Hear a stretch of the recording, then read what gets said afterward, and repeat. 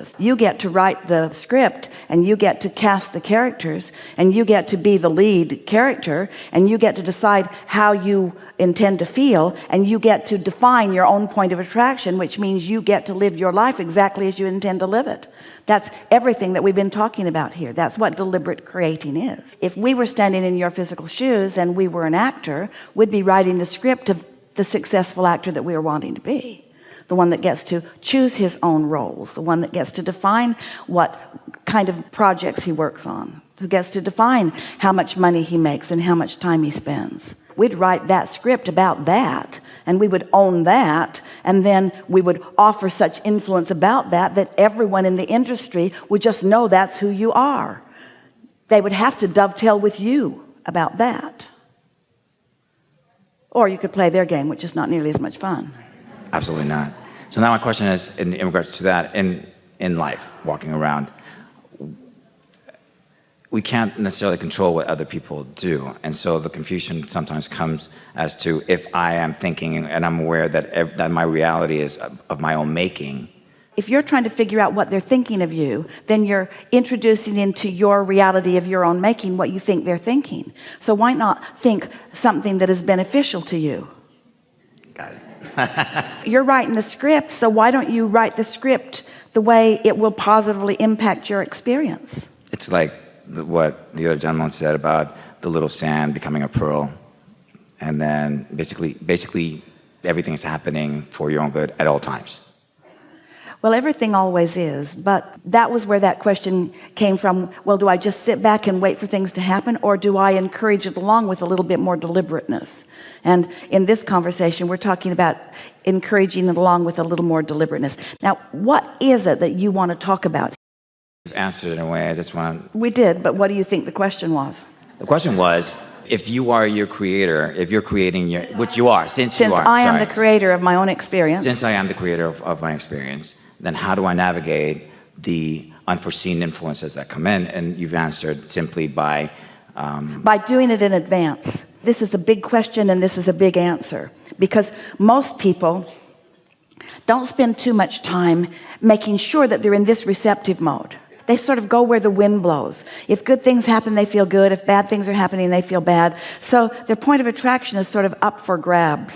So they're just reacting to that and reacting to that and reacting to that. It's what we call very conditional living, having vibrational and therefore emotional responses to conditions. Well, there's no deliberateness in that. Where on the other side of that, if you decide how you want to feel and you do your best to feel that way as much as you can, now the conditions are going to respond to your vibration rather than you responding to your conditions. And once you get a handle on this, right now, for many of you, as you hear these words, you feel resonance with them. But as you get out into your life experience, the words will fade, and so will the influence from them. So words don't really teach, and words don't really have any lasting, meaningful impact on your experience. But if you hear words and you feel resonance, and then you deliberately meditate, you deliberately tune, you deliberately define what you want, you pay attention to how you feel, so you start watching it. So you begin to notice that as you're coming out of meditation and you have an impulse to do something, and it's strong, so you do it, and then it leads to something really good.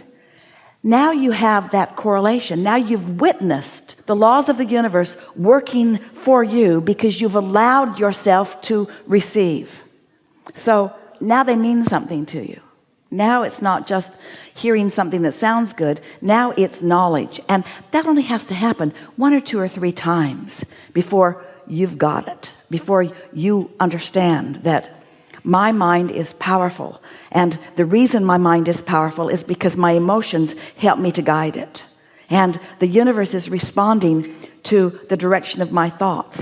I am the creator of my point of attraction. I am the creator of my point of attraction. So now think about it.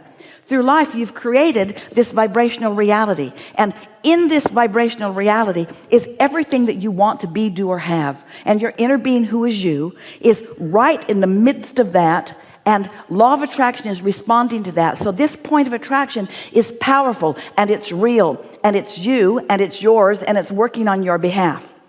But where are you, human one? Where are you in relationship to it? Are you complaining and therefore don't have access to it? Are you worried and therefore don't have access to it? Or did you meditate today and tune into the frequency of it, so what it is flowing to you incrementally and satisfyingly, occurring to you, so that your movement through life is inspired from this knowing? So this is what trips you up a little bit.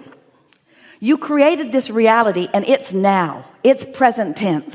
And we know that it is because we are there with it. We know that it exists. It is a vibrational reality that is going to play itself out in physical terms. Well, since it's still going to play itself out in physical terms, you want to call it future tense. You don't want to call it now reality. We want you to accept that it's now, and we want you to tune into it now, and we want you to respond to it now, and we want you to see the evidence of it now. And that's how you understand that you are the deliberate creator of your own experience. But most humans, they don't want the new that they've asked for to be now. They want to stand over in the reason that they asked for it, and they keep making that now. Here's the whole thing that makes your life slower than it needs to be. You think that what is manifested is present tense, and we think that what is vibrational is present tense. And oh boy, when you accept that the way this all feels is present tense, and you follow the feeling of it, so that what it is manifesting, talk about a paradigm shift. Talk about an explosion of consciousness. When what is now in your vibration becomes now in your manifestation, that's what you came for. And you know that, don't you? You can feel that, can't you? But you get sidetracked. Show it to me now, and then I'll have an emotional response.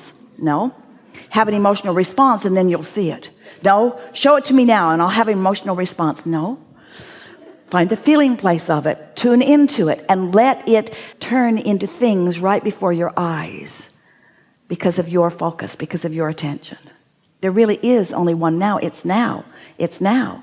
But for us, here we are in this room, and you can look around this room and you can see one another, and you can see and hear and smell and taste and touch, and you call that reality. But there's a reality that is so much bigger than the reality that is manifesting right now, because all that's really manifesting right now is that there are a few hundred people sitting in a room together, in a pretty nice room, and listening to some words. But you are so much more than the now that you are letting manifest. And we want you to stand back just a little bit and feel the bigness of the now that your inner being has, which includes all the successful things that are coming to you, and all the relationships that are coming to you, and more money than you ever have any sensible use for, and a freedom of moving about, and a spirit of autonomy, and an understanding of your value, and the ability to uplift and be uplifted. In other words, what's in your vortex is huge in relationship with the puny, squandery, minuscule, mediocre little piece of now that you're letting manifest. It's so much more, you see. So when you catch glimpses of it conceptually, and then you have some negative emotion, and you don't worry about it because you say, oh boy, did I launch more into my vibrational reality.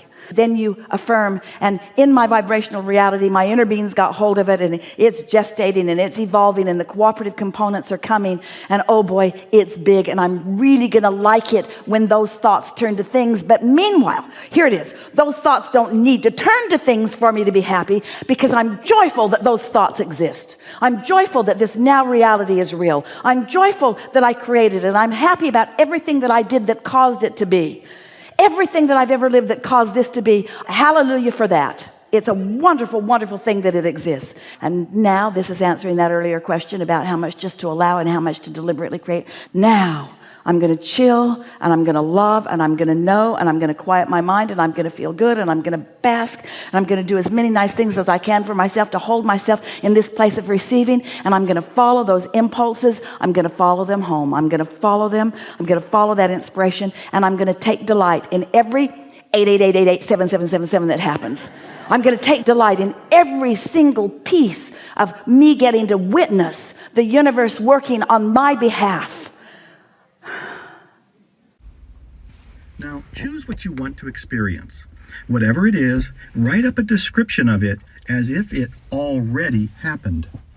Instead of writing, I want a customer to call me with a big order, you write, a brand new customer just called and ordered $5,000 from me. I feel fantastic. The call came a few minutes ago. I'm still smiling about it as the customer was a delight to work with. They even gave me their credit card and I'm running it right now.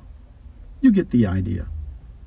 Pretend the day is done and you are recording the experience of what you want to have happen in your journal after it happened.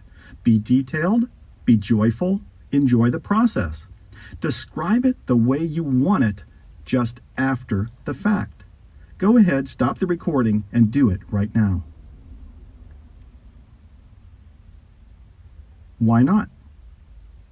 If you didn't write a script right now, why not?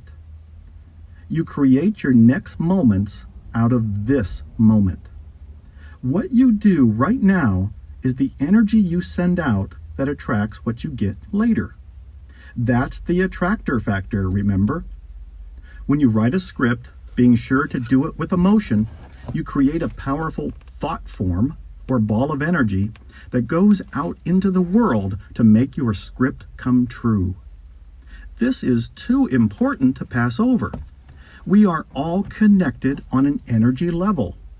In 1943, Lucius Humphrey wrote in his rare little book, On the Beam, while we think of ourselves as individuals, we are not cut off from the whole.